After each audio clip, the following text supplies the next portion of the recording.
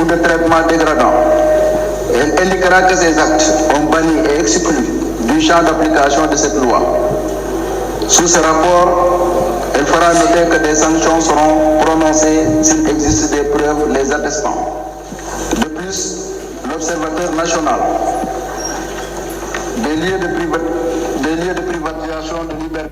De plus, l'Observateur national du projet de loi, elle a déclaré qu'il concerne tout support audio, écrit et ou visuel utilisé pendant la période des manifestations.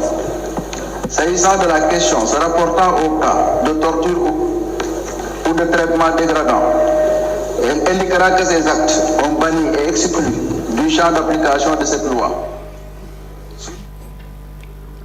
Mingok moom moo ko waxoon moom Aïssata Tall Sall que ni s'agissant des cas de torture ak de crime ak yooyu la que dañu leen exclure ci champ d'application de cette loi d'amnistie mais ci loi d'amnistie bi ñu voté Assemblée nationale ba ñu paree ci travaux yeeg ci examen bi dañ ko ci dugal lépp nañ ci dugal moo tax ñi fi ne waa Pastef fi Moustapha ni dañuy indi loi boo xamante ni dafay xaajale mbirum lu mu tudd crime ak ay torture ak yooyu génne ko ci champ d'application. Pape Matar gis nga Sénégal dafay xew nii sooy déglu ñenn nit ñi ak leur façon de rapporter les choses da nga am impression que ni ñoom li ñuy waxtaane xanaa il y a 50 ans la xewoon. wala 20 ans ci ginnaaw.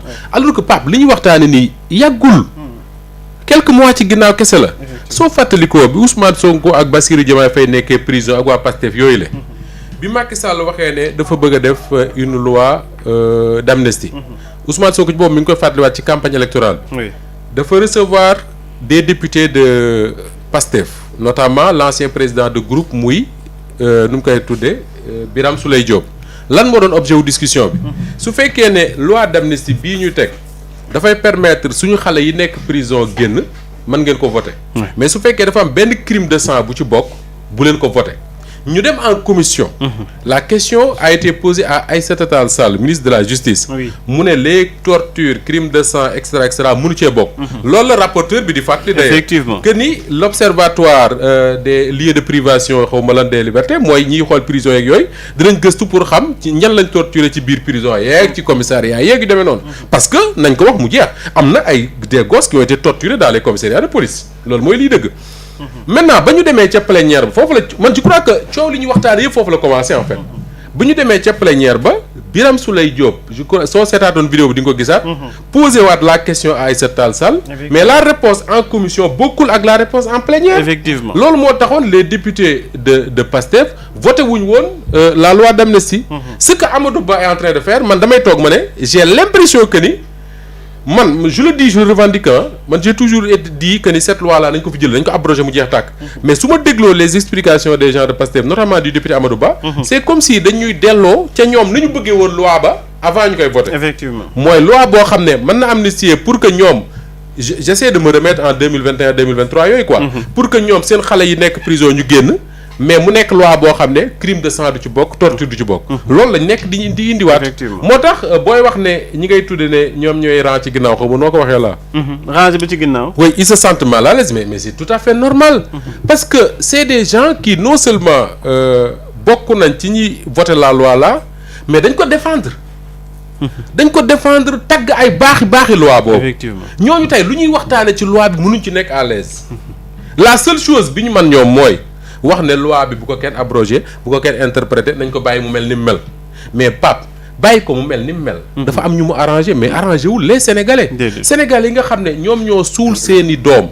feebaruñu dammuñu làggiwuñu defuñu dara dañoo xëy suba rek génn ne leen yaay maa ngi dem ñëw nga sa yaay ne la am na ku ma dégg ma expliqué sànq sa yaay ne la bul dem nga ne non damay dem nga dem manifester ñu woo sa yaay ne ko nekk nga néew mu jël suul amul enquête am na sax ñu ne amul autopsie. amul xaw ma la mais loolu ci dans quel pays du monde la ko nit mën a defee te ñooy kenn du ko leeral mais leeral ko c'est il y va même de notre sécurité pour que ñu xam ñun yan takk der lañ am xam yan manifestants ñoo fi nekkoon xam ñan ñoo doon nervi fi nekkoon à partir de là bu ñu neexee ñu ne léegi baal nañ ñëpp on repart à zéro mais au moins il faut que la lumière soit faite sur ça et cette loi là su fekkee ne l'objectif c'est de permettre que la lumière soit faite mais allons-y.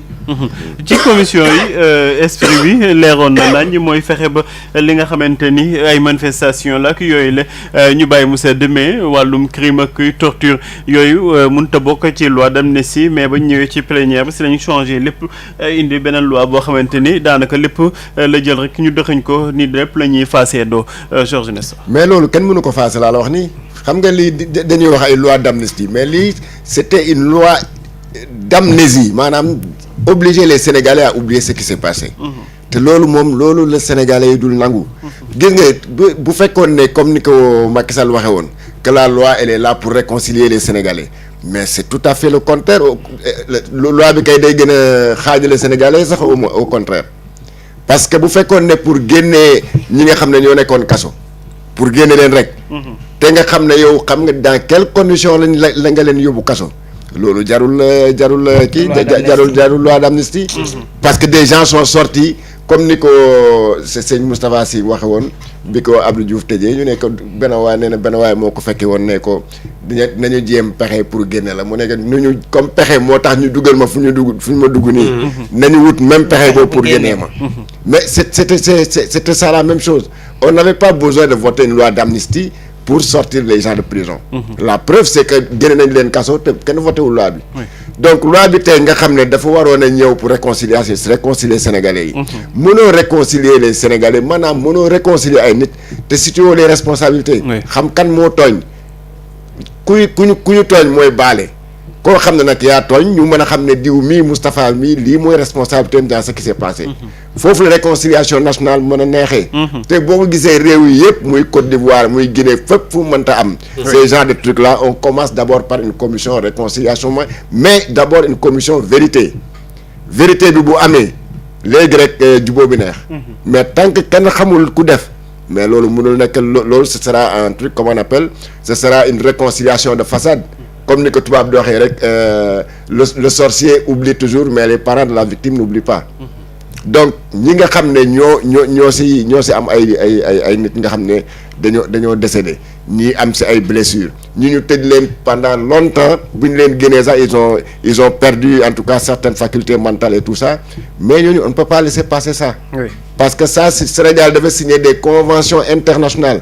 Sur la torture sur les meurtres des disparitions comme ça nga xëy ne diw disparaître na. loolu kenn xamul fu mu nekk mais dans quel pays on est. fu mu mënta am ba Guinée bii nga xam ne sax ça parfois je dirais pas que c'est une référence pour nous. c'est les événements du 28 septembre là. mais attenañ leen ba Dadis Camara sax yaakaar naa temps lañ koy door a gracier. libéré nañ parce que dafa feebar il n'a même pas fait 8 mois de prison. donc mais yooyu. pourquoi le Sénégal constituerait une exception dans ce monde-là. bu mu xewee Côte d'Ivoire on a compté des milliers de morts. mais après on a essayé quand même balaa nga yegg si réconciliation on a essayé des commissions d'enquête boobu nga xam ne moom la Sidiki Kaba waxoon moo waroon am buñ ko defoon duñ fi yegg si bi coow li yegg fu mu yegg tey naan non nañu voté nañu def lii nañu interprété ñi di wax nañu abrogé loolu yëpp daal c'est des circonlocutions yi nga xam ne le peuple n'en a pas besoin le peuple lu mu soxla daal mooy que justice se fasse. D'accord. C'est ça justice daal c'est le maître mot. li ñuy wax pas de justice pas de paix. foofu la ñu toll tey jii te man je ne cesserai de le répéter de le marteler mooy les derniers propos de Cheikh Thioro. moom moo di ne député yi dinañu def li nga xamante ne moo di seen warugar seen wareef mais suñ ci noppee Pape. comme commission yi li ñu jot a def liggéey ba pare ñu nekk di ko layamal di ko bennal compte goutte googu. Pape tolluwuñu foofu suñ ko voté Pape yaa xaytu mu laa naan nañu diligenter les choses que les concernés ñëpp Pape nañ leen teg loxo nañu àtte li ni mel pour permettre à ces parents des morts là Pape ñu def seen deuil.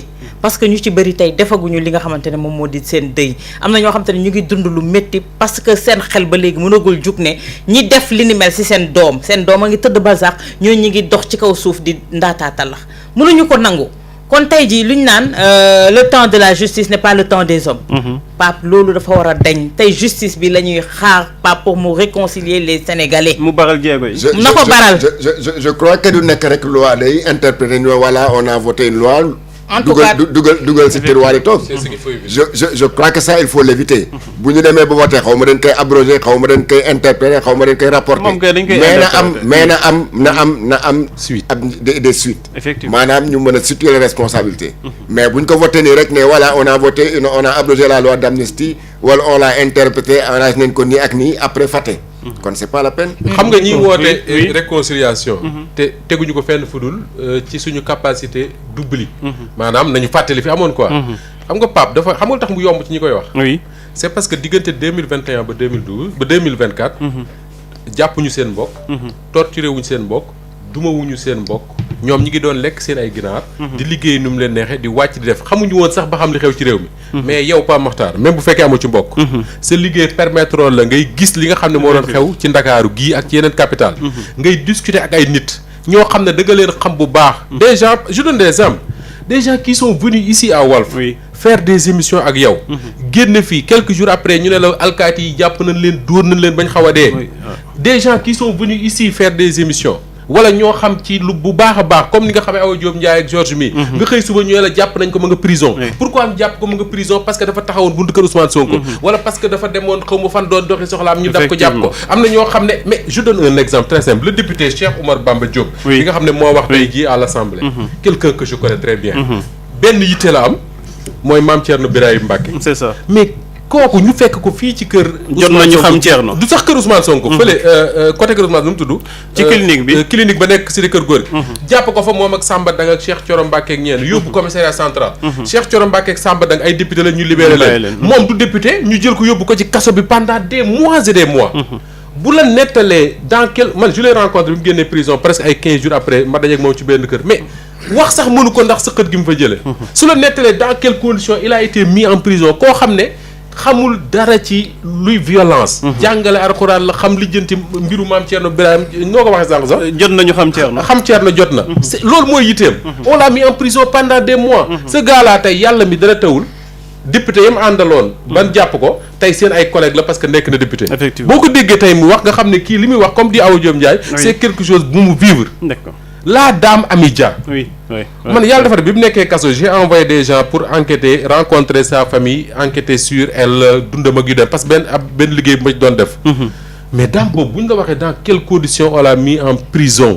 da ngay tiit. ba doom yi sax def nañ manifestation. conférence de presse rien. alkaati bi taxaw fii ci croisement 22 gii BRT bi jaar. bëccëgu ndara kàmm nit ñi di doxi seen soxla. du guddi du fajar. muy làqatu ci oto jël fetal dóor. mel ni kii diir ay picc. waaw ñu leen di dee fa. léegi ñu ne non il faut passer à autre chose. des images tey jii rek gisaat naa ko. même ay yëmbal xale bu amul 14 ans 15 ans. ay alkaati jël ko def ko seen bouclier. ñu leen di sànni ay xeer ñu jël xale bu amul 14 ans def ko seen bouclier nit ñi di sànni ay xeer ci kaw. léegi Pape loolu au nom de quoi. ñu ne kenn du ci wax. jàpp ay nit dugal ci auto police jël seen yooyu nu mu tudd. matraque cross la xawma gannaaw fetal gi. mais di dóor comme pas possible. mais on a vu ça. dëgg la.